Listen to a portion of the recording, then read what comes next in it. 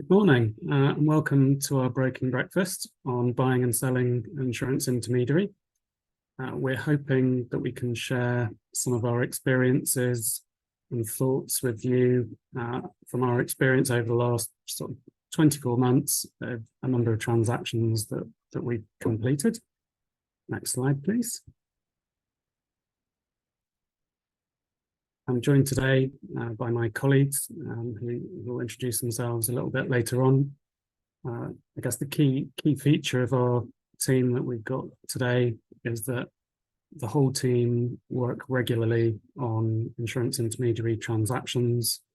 So we've got a huge amount of experience across the board, which we'll share. And I guess unusually, rather than bringing in subject matter experts from different service lines, we've got everybody that works with insurance all the time.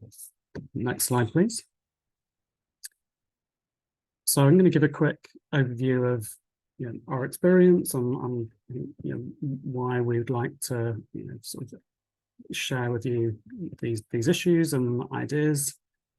Each of my colleagues is going to take you through a select number of sort of the hot topics, I suppose, or key issues from their area, and show some others.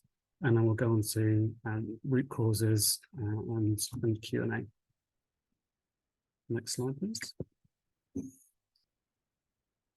So generally, our transaction service team is doing, let's say on average, one transaction per month. Obviously, varies depending on what we've got going on. And that's an increasing number. And generally, we're seeing an increased number of transactions being done by our team. It's probably reflective of a sort of stable market, but a high number of transactions happening, as we've seen over the last 2, 3, 4 years even. We're still doing a lot of broker transactions, but I would say there's an increasing number of MGA transactions happening. And certainly we're aware of a number of MGA consolidator buy and build models that are coming into the market. So we'd be expecting that number of MGA transactions to increase over the forthcoming years. So the work we've been doing is buy and sell side, small platform deals or larger platform deals, small bolt-ons, sell side vendor due diligence for debt raisers, for debt funds, advised, non-advised, different structures of transactions, and hugely different scales of projects. So we've mentioned here, we've got some that we've done in 2 months from sort of start to finish, which we're delivering reports within 2 or 3 weeks, through to problem transactions where there might be a number of the factors that we're going to talk about shortly present in that transaction, which have led to delays for the transaction, dragging it out for 12 months or maybe more, and all of the baggage that goes with that. Interestingly, very few of the transactions that we've been involved in have actually been abandoned or terminated.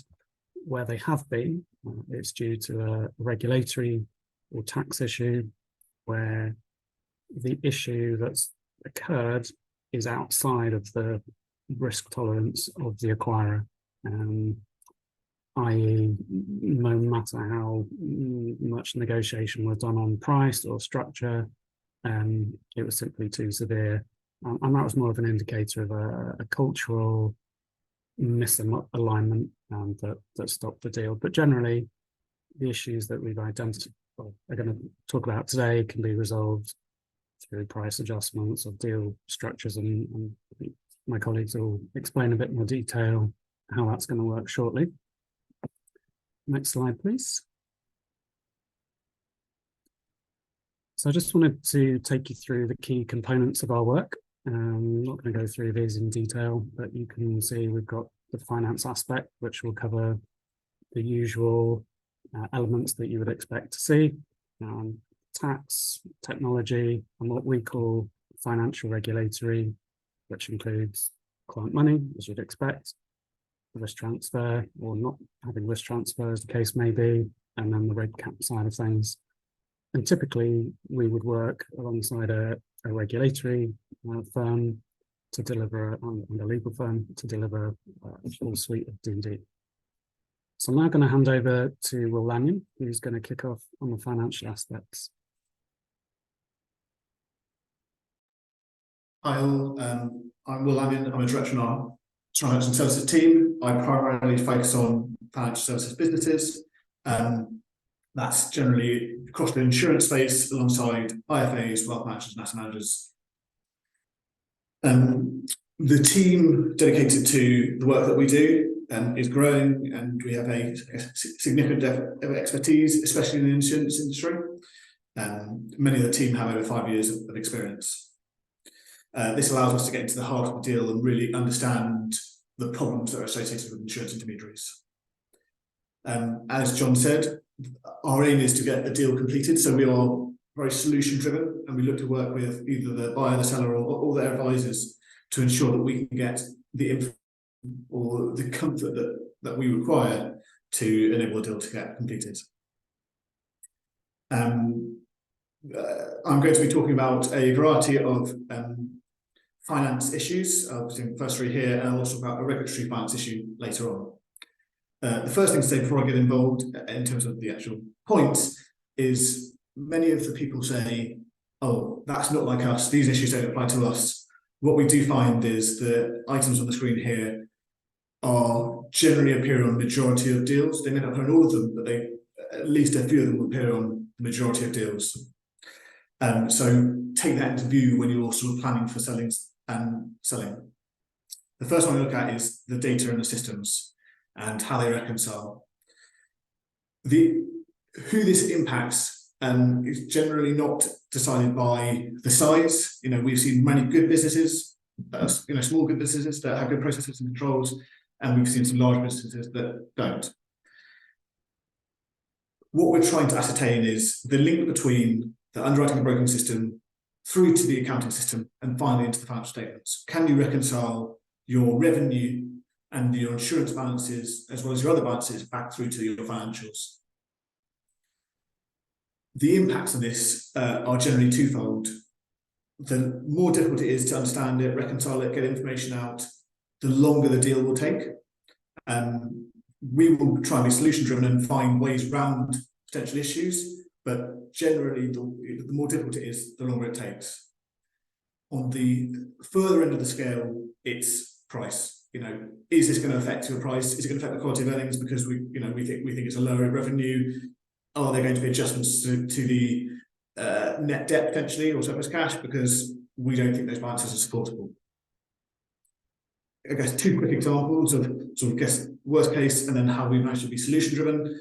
The worst case scenario, we identified that a lot of the balance sheet wasn't supportable, and they couldn't provide reconciliations, they couldn't provide backup, and ultimately what that meant was it extended the deal by quite a long time, but also more importantly, they had to change their EV to equity bridge price adjustment, and actually this turned from them receiving surplus cash to actually having to pay net debt. Another example, and this is where we have been able to find different solutions, is a seller couldn't provide accurate backup to their debtors and creditors, insurance balances. This because the way they processed it through the system just didn't allow it to be run, and they couldn't identify it, and it couldn't reconcile back, and there were material differences. So what we did is, alongside the buyer's help, went straight to the seller and did a detailed review of the processes and the systems involved, to really understand how they matched cash, how they processed it, how they paid insurers, and off the back of that system did some testing and reconciliations, and we were able to give to not to exact but to a material level comfort to this buyer that there wasn't going to be a significant change post acquisition when they took on the business. Off the back of this, I think there's two things to think about. Whether a seller, it's making sure that you have the correct information that you require just to run your business, but also when you're coming up to sale, making sure that you can do these reconciliations. And if you're advising to a seller, making sure that when you're doing it, you're identifying it and help. If you identify issues, sort of getting them to put it in place, the mechanisms to ensure that it's not going to be a problem as part of diligence. This will reduce the amount of questions and remove the potential issue of having to reduce price. From a buyer, it's ascertaining this as quickly as possible, letting us or other advisors know so that we can come up with areas to prioritise, and then just more importantly, we'll work with you to identify the areas that most impact you and how we can quickly resolve them as quickly as possible. I'll move on to my next point, which is about retention and premium rates. The majority of the deals we look at, we are asked to sort of almost substantiate recurring, understand the growth and how it's working. One of the key drivers for this sustainability is renewal retention of your clients. We will take, where possible, sellers' calculations and reviews, but often this is not the case, or it may be done incorrectly. So we will use the source data that we identified in the data previous point to identify renewal rates on account and a value perspective. As part of that, when we're looking at the value side, we'll look to identify what is true renewal and what is a uplift due to premium. And recently we have found scenarios where their true renewal might be 80% per se, but it looks like a 95% renewal rate because there's been a 15% premium rate increase. The impact this has is on ensuring the value. Does the buyer really understand what they're buying, and is on the basis of soft premium rates whether it's going to affect the value of the company going forward, and how much weight should you give to their growth, because actually it's driven by rates rather than organic growth. We will work with the buyer as quickly as possible to get the information and give them an understanding of what that might be, whether it is all good growth through due to renewal rates or is it actually premium rate growth. My final point on financial issues that I talk about is back office infrastructure. All of the businesses that we see are very entrepreneurial driven. They've managed to grow well. They look very good businesses. From the outside, they're growing well. They have good broking or underwriting. Where they may lack, if they're entrepreneurial, this is not all business, where they may lack is in the back office infrastructure, whether that be the finance side, the compliance team, the systems, or just the processes involved. What that means in an impact perspective is, again, the two things I talked about before is elongation of the time frame for the DD and potential impacts on price. In terms of the time frame, it's about the ability to deliver information quickly, or just not actually having available information. KPIs that they would never have thought about are probably maybe required by us or your buyers, so we need to assess them and test them. So we need to get the information out, and the team may not be able to do that. Again, with those data systems, we'll work with the back office team to ensure that we can get that information as best as possible, but it can take a long time.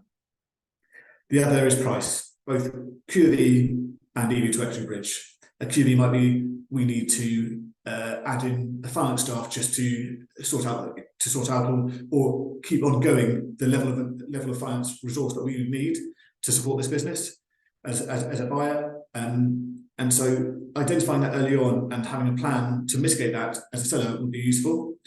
From a buyer's perspective, it's probably one of the key things that quality earnings adjustments that we make is that additional resources required.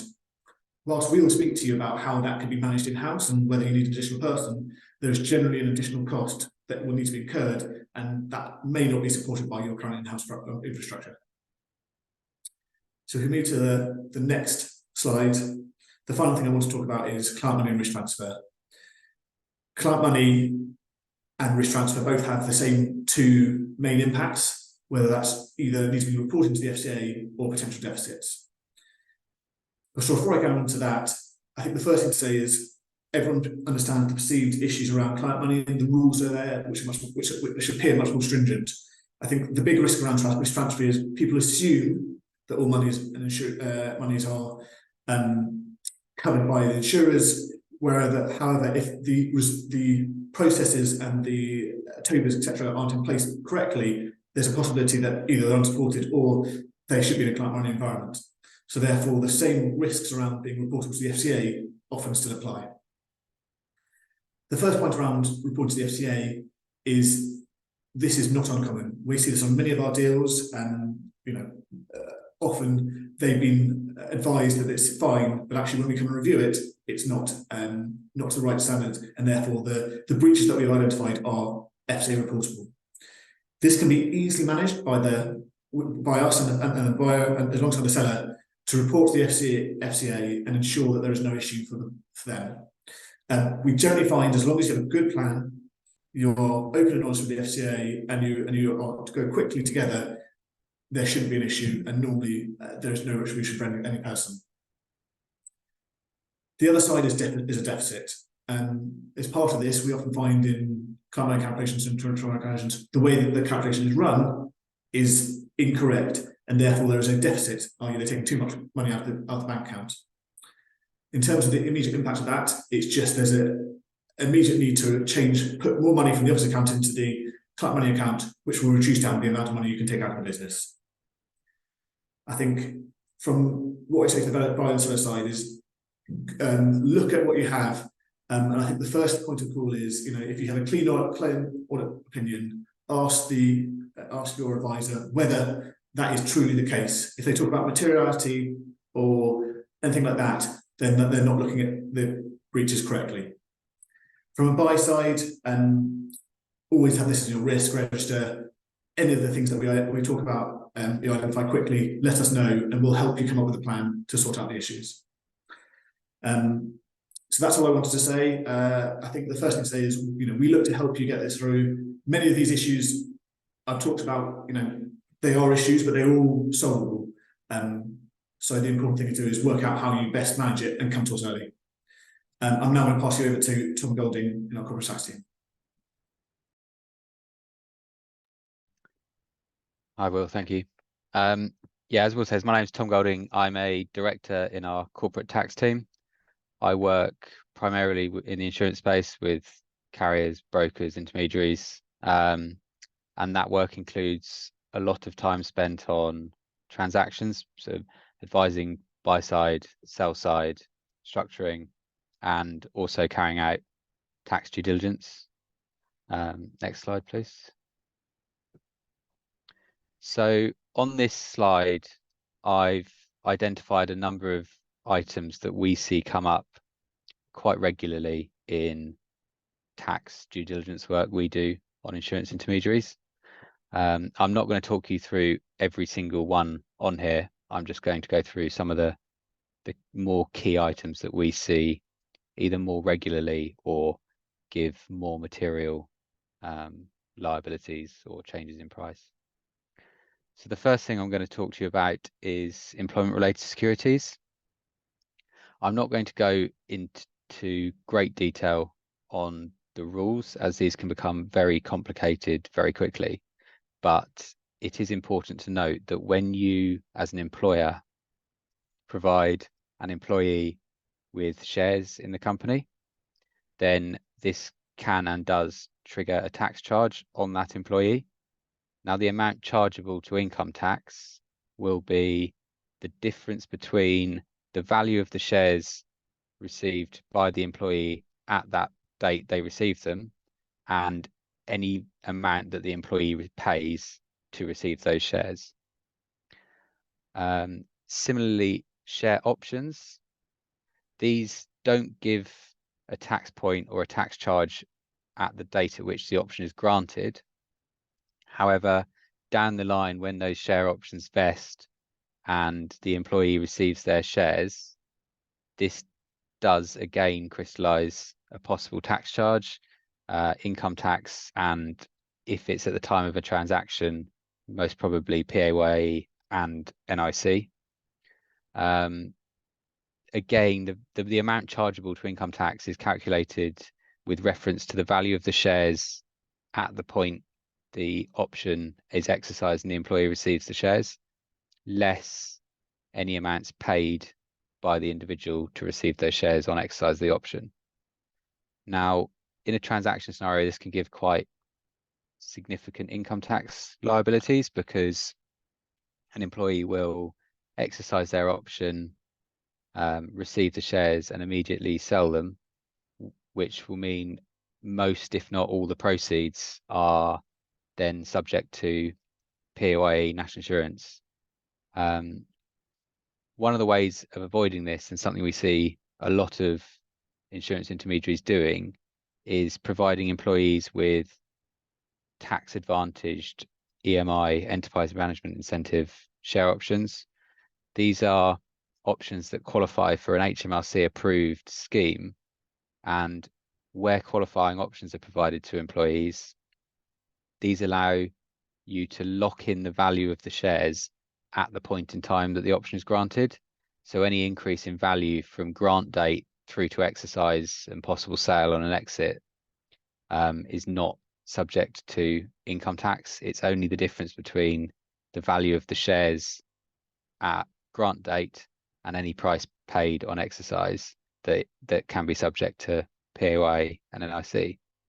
So these do give significant tax advantages to employees. However, in order to qualify as EMI options, there are a number of conditions that the company has to meet, the employee has to meet, the share option documentation itself has to meet, and the shares themselves have to meet. Again, I'm not going to go through every single condition, but the key conditions that we see not being met in diligence work that we undertake is either the share options haven't been notified to HMRC after they've been granted. So where you as an employer grant qualifying share options to employees under an EMI scheme, these have to be notified to HMRC. Failing to do so means that they're not considered qualifying EMI options, and therefore they fall back to being treated for tax purposes as standard options, i.e. it's the value of the shares on exercise less any amounts paid, which is subject to income tax.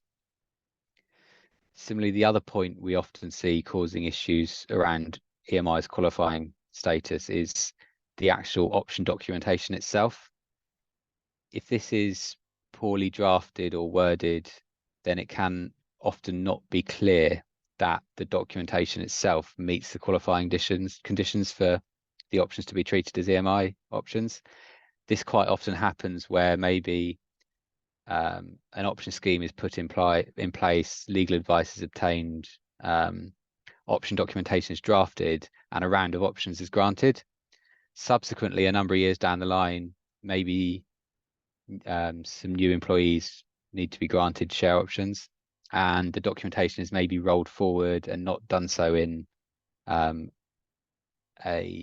sort of targeted way, and therefore there can be inaccuracies in how that documentation is rolled forward. Again, if it's not clear that the EMI documentation allows for the options to be qualifying, on a worst case scenario, they would fall to be treated as non-qualifying EMI options, therefore significantly higher tax liabilities for the employee. And in a deal process, this can often lead to either disgruntled employees, the business may have to foot the bill for the additional tax, which can then lead to reductions in value for existing shareholders because the buyer will want that tax paid by the business and deducted from the value that they're going to pay. And also it takes a significant time away from the sale process when time would be better spent dealing with the actual transaction. The next point I want to draw your attention to is lifestyle businesses. And what I mean by this is really twofold. So firstly, businesses where director shareholders are putting personal expenditure through the profit and loss account. This is often identified as part of a transaction because valuing the business, there are adjustments put through EBITDA to exclude personal expenditure. This increases the EBITDA and shareholders possibly get 10, 11, 12, 13, possibly more times that value in the value of their shares in the business. However, this tends to draw your attention to other issues relating to personal expenditure which aren't necessarily always addressed. So primarily where personal expenditure is expensed through a business, then that expenditure should have been taxable on the director shareholder, either by payroll and PAYE NIC, or reported as a benefit on a P11D and tax paid thereon. Often what we see is this tax hasn't been paid, and therefore there is a process that has to be done whereby expenditure is disclosed to HMRC and additional tax is paid. Again, this affects the sales price and can delay the sale process if that disclosure has to be made before exchange or completion. And then the other point I wanted to make on lifestyle businesses is family members on the payroll. Now, it's not that family members of sort of major director shareholders cannot perform employment duties for a business and cannot be paid a salary. They can. However, their salary must be commensurate with the work they undertake for that business. So we particularly see this where someone's paid or possibly performs a part-time role, but they're paid the equivalent of a full-time role.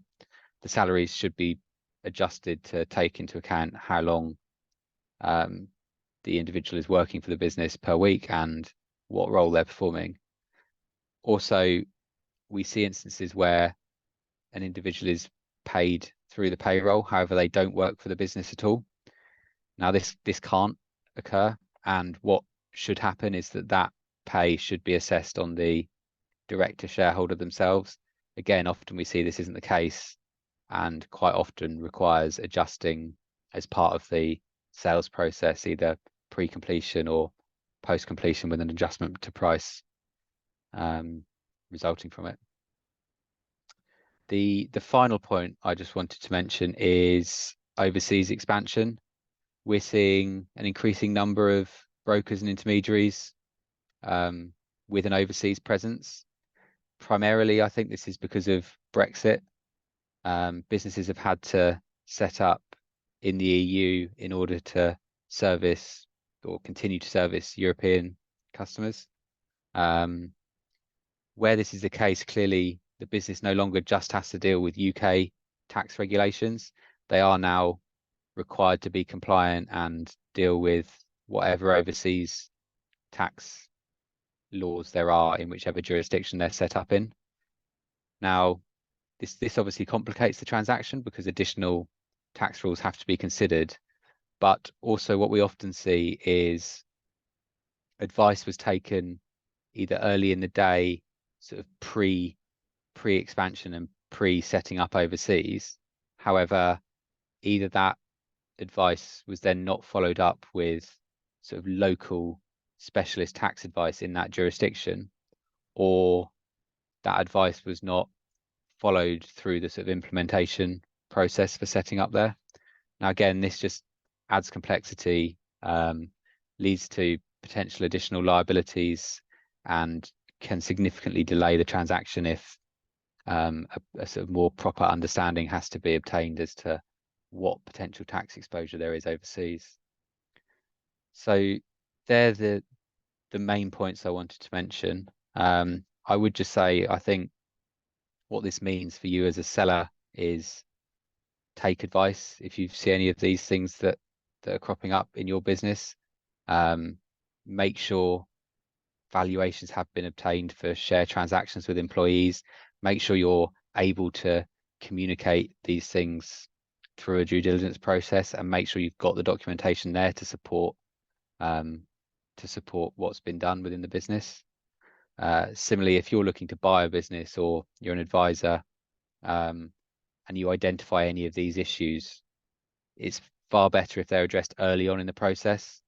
As I think Will's alluded to before, a lot of these can be dealt with, they can be addressed, disclosures can be made to HMRC, or protection can be put in the SPA.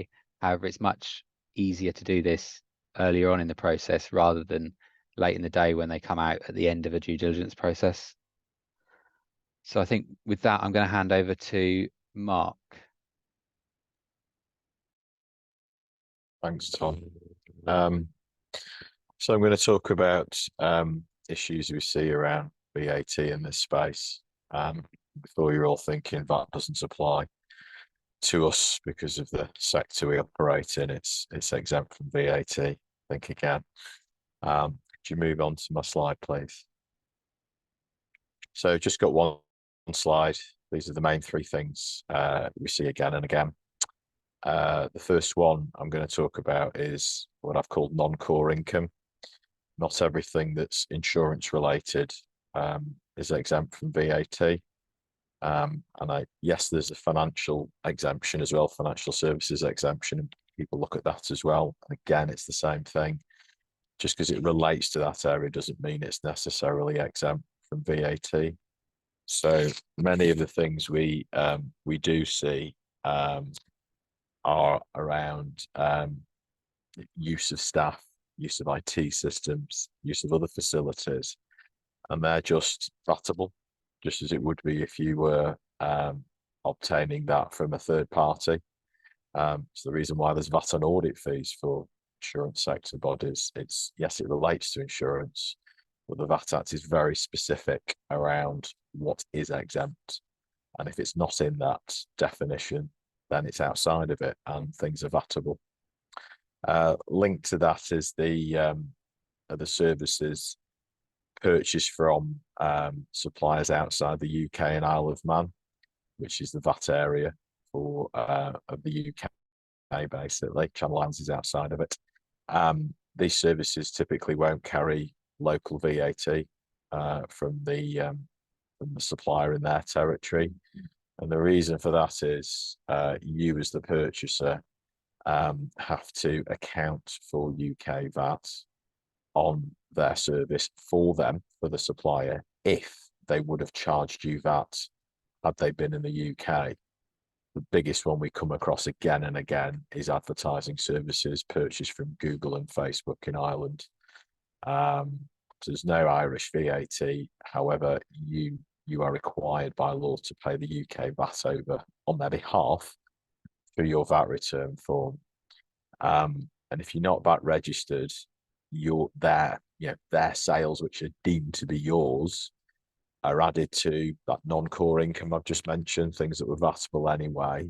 And if that combined together goes above £85,000 per annum, which is the current threshold, it's been lower in the past, you have to register for VAT and pay that VAT over to HMRC. Talking about registrations, if a company is registered for VAT and filing VAT returns, it can avail itself of the 4-year statute of limitations for owing money to HMRC or claiming money from HMRC in respect to VAT. It's not VAT registered and it should have registered for that 10 years ago. It gets registered for that with effect from 10 years ago and owes all the VAT from back then to HMRC. I've seen VAT registrations go back to 1973, the birth of that, because HMRC can go back that far if they need to correct the position. So just because I'm not VAT registered is not an answer for, well, why am I not? I don't need to talk about that. The one on the right about only applies if there are group entities, groups of companies. We tend to see one company incurring costs and recharging them to another entity, maybe by way of book entries or whatever else. Again, goes back to that non-core income point. It might relate to insurance intermediary transactions in the recipient company, but it's just back office support using my staff, using my IT systems, using my office, which is all potentially vatable, depending on the size of it, when coupled with the other services I've just talked about, can easily bring an entity into the VAT registration, can breach the VAT registration threshold and bring it into the VAT net. The cure for that is VAT grouping. So the two entities are one and the same. The supply and recipient entity are one and the same for VAT purposes. However, can't backdate that. Well, not more than 30 days. So that can't cure 4 years worth of charges being made between entities. And also being registered for VAT for that reason can mean those low value, sales of other things that we were doing, or that service we bought in from overseas we never had to worry about before. Suddenly now we do, because we're VAT registered. We can't just say that's below the threshold. Now we're VAT registered, we have to account for that on those other things we've got.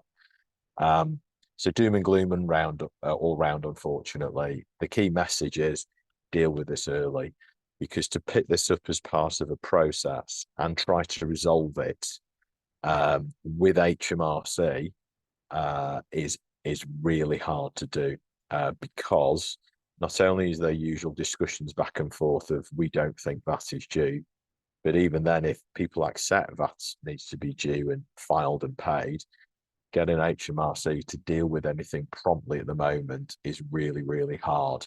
You can just Google this and see this in the press at the moment. This has been going on for a few years now. Their service levels are very, very poor. So even just getting a VAT registration can take months when it ordinarily shouldn't. And you can't just pay money to HMRC. You need to be VAT registered. They need to have issued a VAT return. You need to have done some paperwork. You can't just pay the money and go, I've cleared it. And all of that can take months to happen.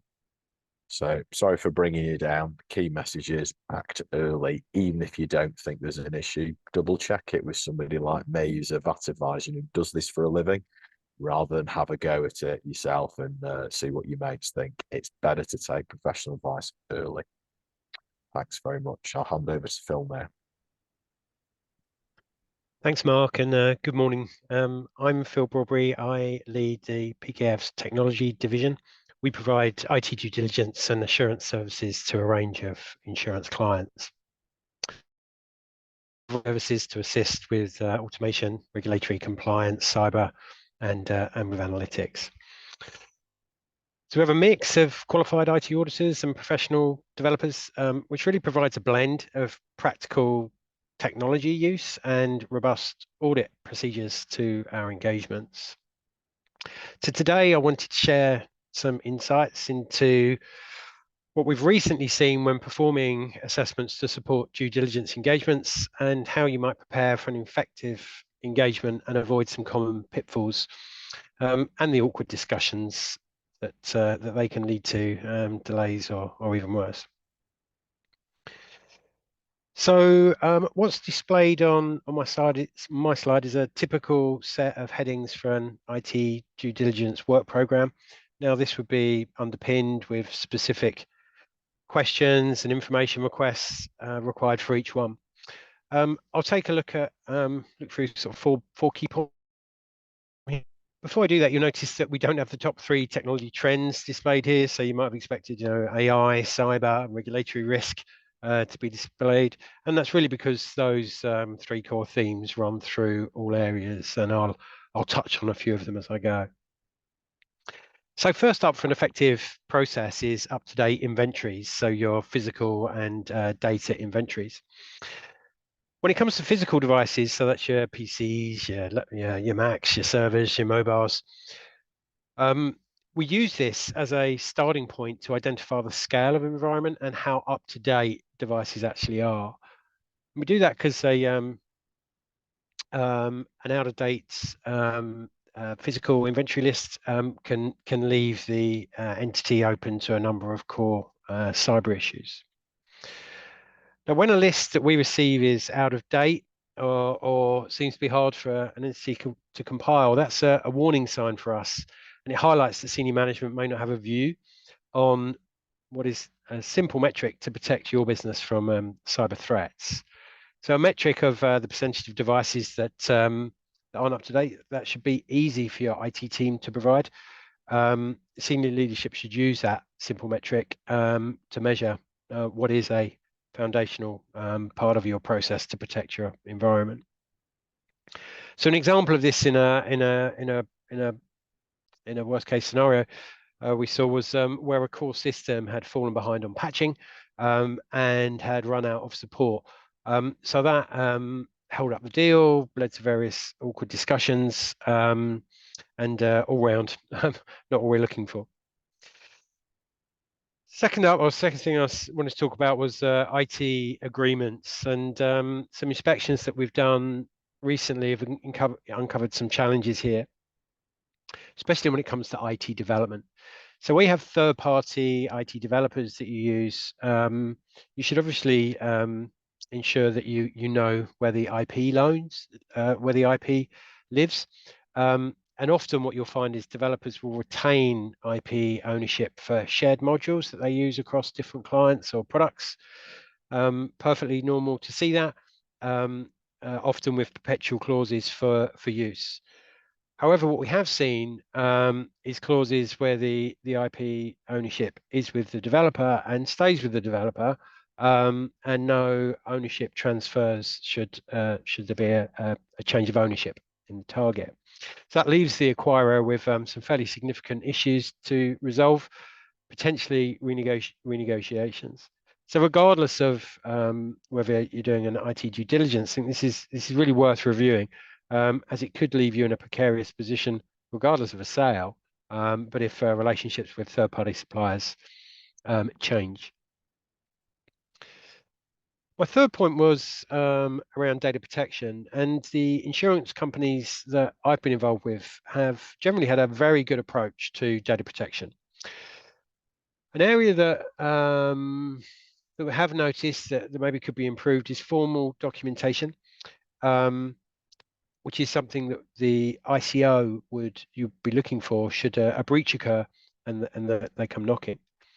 So a key aspect that would be required is your records of processing activities, as they really underpin or provide a bedrock for the majority of your GDPR requirements. We have seen that record of processing activities be something that's been hard to obtain, or not exist. And there are a number of providers of compliance portals which can help you gather that, maintain that, and produce all of the regulatory reports should they be needed. So my fourth point is on IT risks and network securities. Many targets outsource their core functions, including things like backups, public-facing websites. And whilst we trust our suppliers to look after these things, we often don't see leadership awareness of or input into the risks and relevant controls to ensure that assessments and tests are made. So I've had 2 engagements this year where cyber incidents have led to ransomware demands, only to find that backups are either non-existent or unusable. So an IT risk register, it's not hard to implement, and there's many examples that are freely available and can be tailored to suit your business. These enable leadership to monitor and obtain the assurances required. Also, what I find is the implementation of this at a leadership level really empowers IT to provide relevant metrics to protect and respond to incidents effectively. In summary, too often leadership delegate that responsibility, which can bite pretty hard should the worst happen. And a final thought for me is on accreditations. If you run or you're advising SME-sized entities, I'd really encourage you to look at the IASME accreditations for Cyber Essentials Plus and Cyber Essentials Assured. These provide a really solid annual hygiene test and a really strong platform to build upon. Just one other note: if you're buying, what can help us is a really clear understanding of what standards that can really help us to dig into key points and identify issues which might crop up during that integration piece. So it's been a pleasure to speak with you, and I welcome further discussions. But for now, I'll hand back to John. Okay, Phil, thanks very much. As you've seen, the guys have talked through some of the key issues, but there are many other problem areas that we see in transactions. On the face of it, the businesses can be incredibly attractive, fast growth, highly profitable, motivated team, but then these inherent issues that come along.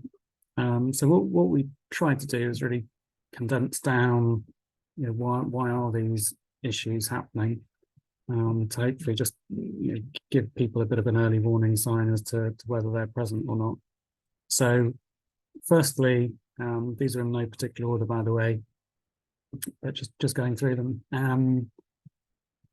Quite often, and particularly with fast growth firms, they've been set up with an entrepreneur.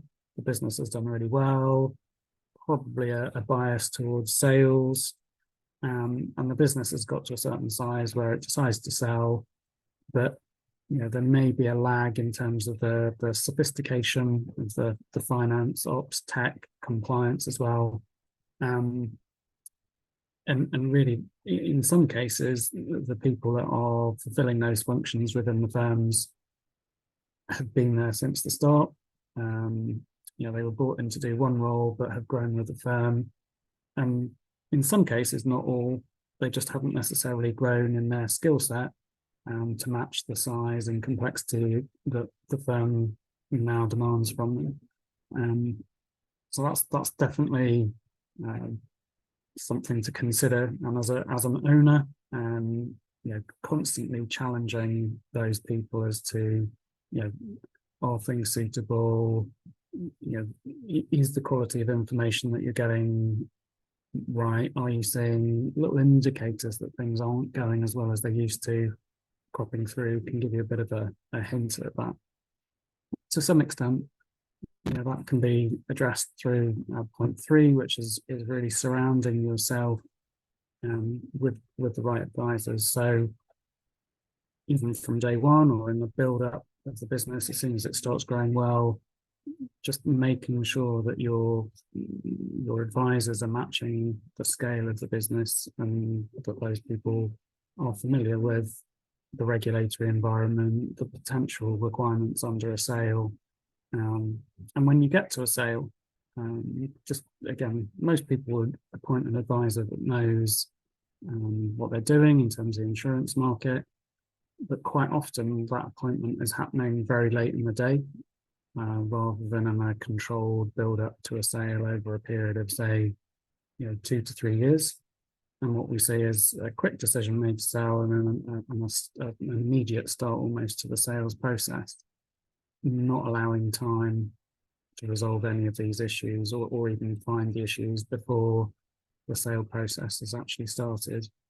Going back to Mark's point about the time taken to resolve some of these things, if it requires negotiation with HMRC, you do need a significant build-up.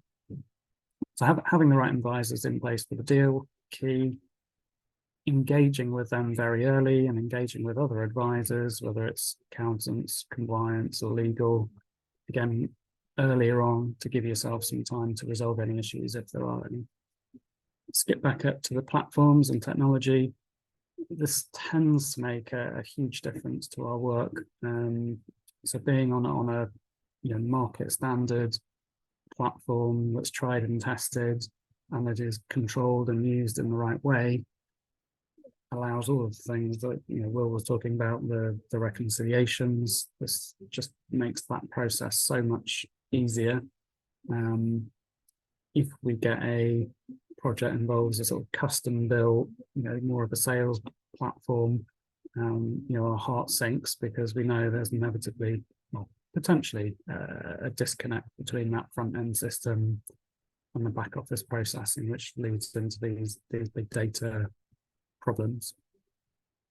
And I guess lastly, the preparedness of the firm, the time it's taken to get ready, and the experience of the team, both selling out and buying is key.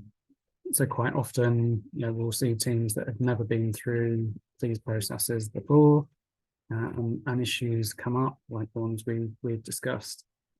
And actually, it's much more of a shock to them, not only because they have to deal with the issue, but because they haven't, expected there to be any of these problems in the first place. So you sort of get the double whammy of shock and actually having to deal with the financial impact of those.